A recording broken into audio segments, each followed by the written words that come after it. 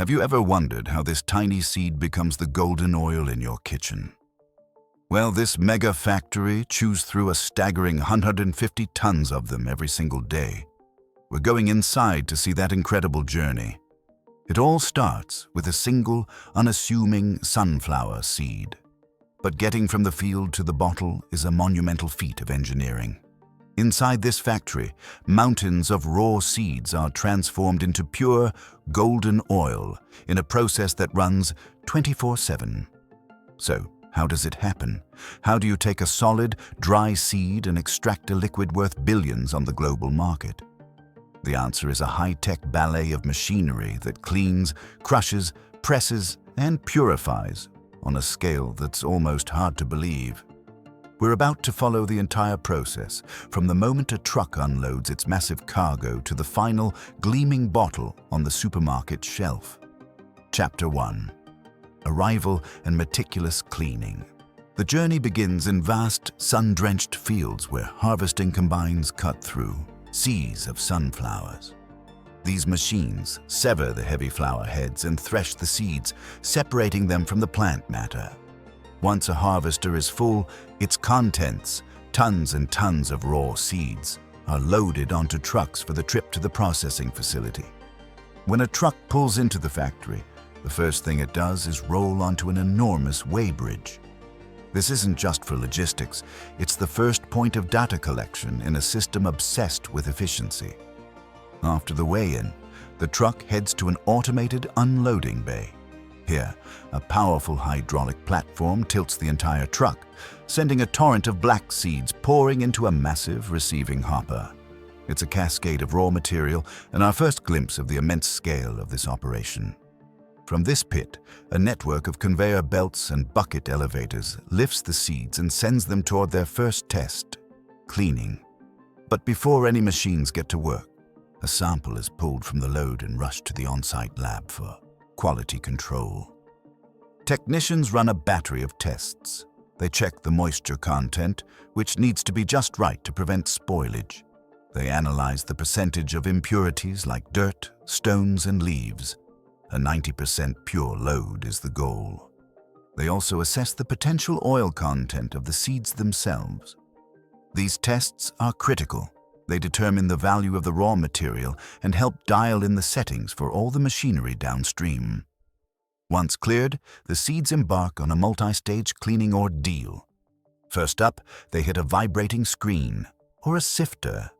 The seeds flow over inclined, perforated sheets that shake aggressively. The holes are just big enough for the seeds to fall through, while larger junk like stalks and leaves gets shaken off into a waste stream.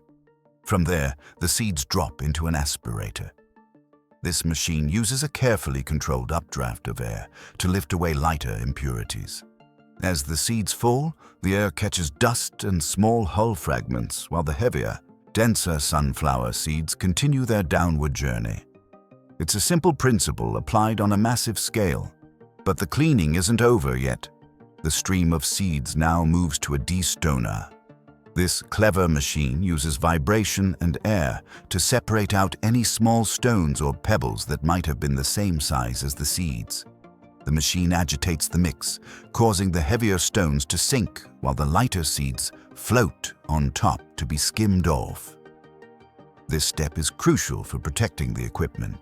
A single stone getting into the grinders could cause catastrophic damage and costly downtime.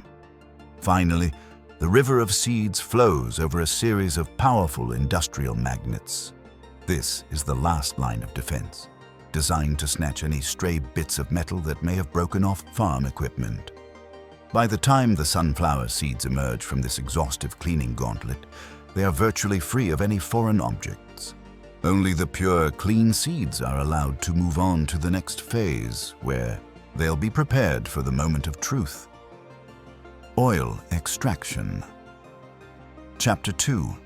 Dehulling and grinding to dust. Now that they're clean, the sunflower seeds are ready for deconstruction. This phase is all about making the oil inside as accessible as possible, which starts with getting past the seed's tough outer shell. The clean seeds are conveyed to the dehulling machines. Removing the hull is a delicate but vital operation. The hull itself contains almost no oil, and leaving it on would reduce the final yield because it would just soak up precious oil during pressing. Plus, those tough, fibrous hulls are like sandpaper for the presses, causing excessive wear and tear. For a factory processing 150 tons a day, keeping the machines running smoothly is everything. The main tool for this job is an impact huller. The seeds are fed into a chamber where a high-speed rotor flings them against a hard surface. The force is perfectly calibrated to crack the brittle shell without smashing the soft, oil-rich kernel inside. This leaves a mix of broken hulls and liberated kernels. The next challenge is separating them. The mixture is passed over screens that let the smaller, denser kernels fall through while the larger, lighter hull fragments stay on top. At the same time, powerful air currents suck the lightweight hulls away. This separation has to be incredibly efficient. You want to remove as much hull as possible without losing any valuable kernels. The discarded hulls aren't wasted either. They're often pressed into pellets and used as biomass fuel for the factory's boilers or sold as high-fiber animal feed. What's left is a pure stream of sunflower kernels. These are the treasure chests of the operation, containing 40 to 50% oil by weight. But that oil is still locked inside the kernel's cellular structure. To get it out, the kernels have to be broken down even further in the grinding mills. The kernels travel to massive hammer mills or roller mills. Inside a hammer mill, rotating hammers pulverize the kernels against the mill's casing, shattering them into tiny particles. The goal is to dramatically increase the surface area of the material. It's just like making coffee. You grind the beans first so the hot water can get to all the flavor. By grinding the kernels into a coarse meal, the factory exposes a much greater area for the heating and pressing stages to act on. The result is a crumbly, coarse meal. What started as distinct, hard seeds is now a uniform, granular substance. The air here is thick with a rich, nutty aroma, the first true scent of the oil that's about to be released. The material is now in the perfect physical state for the next critical step. Conditioning. Chapter 3. The pressing and the power of solvents. With the kernels now a finely ground meal, it's time for the main event, getting the oil out. But first, the meal goes through a final conditioning step called cooking. This isn't culinary cooking, it's a precise process to maximize oil yield. The meal is fed into enormous, multi-level cookers where it's slowly agitated and passed from one steam-heated level to the next. This does a few important things. First, the steam adjusts the moisture content, which helps rupture the plant cells holding the oil. Second, the heat makes the oil itself less viscous or thick, so it flows more easily under pressure. Think of how honey flows faster when it's warm. The heat, typically around 100 degrees Celsius, is meticulously controlled. Too hot, and the oil's quality degrades. Too cool, and you get a lower yield. Once conditioned, the hot, steaming meal is finally ready for the press. It's immediately transferred into the factory's workhorses, the screw presses. These are colossal machines. Inside each one, a large rotating screw forces the meal through a barrel, subjecting it to progressively immense pressure. This relentless force squeezes the oil right out of the ruptured sunflower meal. A river of dark, thick, crude oil flows from the presses into collection troughs below. It's a dramatic moment, the first time the solid seed has truly become a liquid. This crude oil is far from the finished product. It's cloudy and has a strong, nutty flavor. What's left inside the press is a dense, dry mass known as oil cake. The press expels this cake in hard, brittle flakes. This cake is high in protein and makes a great animal feed ingredient, but it still contains around 7% residual oil. In a mega factory obsessed with efficiency, leaving 7% of the product behind is not an option. This is where solvent extraction comes in. The oil cake is broken up and transported to a solvent extractor. Inside this sealed system, the cake is washed with a food-grade solvent. usually hexane. The hexane acts like a chemical sponge, dissolving the remaining oil out of the cake. This process is incredibly efficient, reducing the residual oil content to less than 1%.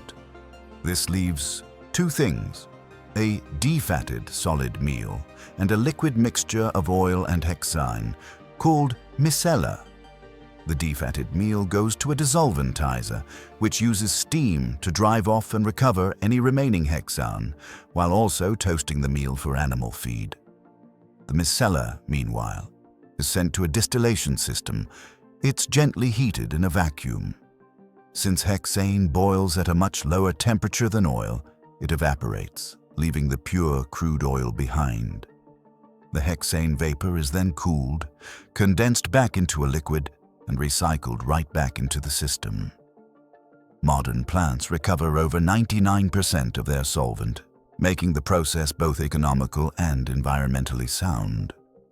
By combining mechanical pressing with solvent extraction, the factory ensures that every last drop of valuable oil is recovered. The crude oil from both processes is then combined in large tanks, ready for the final phase. Refining. Chapter 4. The alchemy of refining and purification. The liquid collected so far is crude, sunflower oil, but it looks nothing like what you buy in the store. It's dark, cloudy, and full of impurities like gums, waxes, and free fatty acids that affect its flavor, smell, and stability. To turn this into a high-quality edible oil, it has to go through a multi-stage refining process. The first step is degumming. The crude oil is gently heated and mixed with a small amount of hot water or a food-grade acid. This makes the natural gums in the oil clump together. The mixture is then pumped into a high-speed centrifuge, which spins so fast that the immense force separates the heavier, clumped gums from the lighter oil. Next up is neutralization. This step removes free fatty acids, which can give the oil a sharp taste and cause it to smoke at low temperatures. The oil is treated with a precise amount of an alkaline solution, typically sodium hydroxide. The alkali reacts with the acids, turning them into soap. Just like before, another centrifuge spins at incredible speeds to separate the heavier soap from the neutralized oil. This soap stock isn't wasted. It's often sold to make soaps and detergents.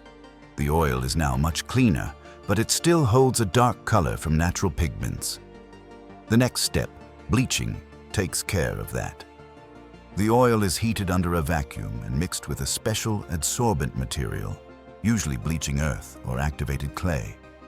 This clay has a porous structure that acts like a magnet for pigment molecules. After a good mixing, the slurry is filtered, trapping the clay and the color pigments with it, allowing a much paler oil to pass through. One of the unique things about sunflower oil is its natural wax content. While harmless, these waxes can make the oil look cloudy when it gets cold. To get that brilliantly clear final product, the oil goes through dewaxing. It's slowly cooled in large vessels called crystallizers. As the temperature drops to around 6 to 9 degrees Celsius, the waxes solidify into tiny crystals. After a few hours, the chilled oil is passed through another set of filters that catch the solid wax, letting the crystal-clear, winterized oil flow through. Now, the oil will stay bright and clear even in the fridge. The oil is almost perfect, but one final step remains: deodorization. This process removes any last traces of compounds that could create unwanted smells or flavors. It's essentially a form of steam distillation. The oil is heated to a very high temperature, often over 230 degrees Celsius, under a strong vacuum. High-pressure steam is then injected directly into the hot oil. The steam carries away any volatile odor compounds, which are then condensed and removed. This intense final touch results in a completely neutral, bland, and stable oil. After a final cooling, the transformation is complete. The dark, pungent crude oil is now a product that is clear, bright, and tasteless, the perfect cooking medium. ready for the bottle. Chapter 5. The final steps, flawless quality, control, and the ballet of bottling. The refined oil is essentially a finished product, but before it heads to the kitchen, it has to pass one last gatekeeper, the quality control lab. This final check is non-negotiable, ensuring every batch meets strict food safety regulations. Samples are pulled from the holding tanks and put through a full suite of tests. Technicians perform a sensory analysis to confirm the oil is perfectly neutral in taste and smell.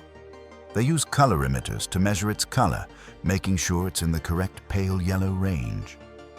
Chemical tests recheck the free fatty acid content to ensure it's near zero and measure the peroxide value, which predicts its shelf life. Only when the lab gives its final approval is a batch of oil released for packaging. With its quality confirmed, the oil is pumped to the bottling hall, a mesmerizing spectacle of high-speed automation. The process begins as pallets of empty bottles are loaded into a depalletizer, which sweeps them onto a conveyor. An unscrambler orients each bottle so they are all standing upright, ready to go. First, they enter a bottle rinser. Grippers flip each bottle and blast it with filtered air to remove any dust. The bottle is then flipped back and proceeds to the filler, the heart of the line. This rotary machine has dozens of filling nozzles. Modern fillers use weight-based systems for incredible accuracy, ensuring every customer gets exactly what they paid for. The carousel rotates at a high speed, filling thousands of bottles per hour with minimal spillage.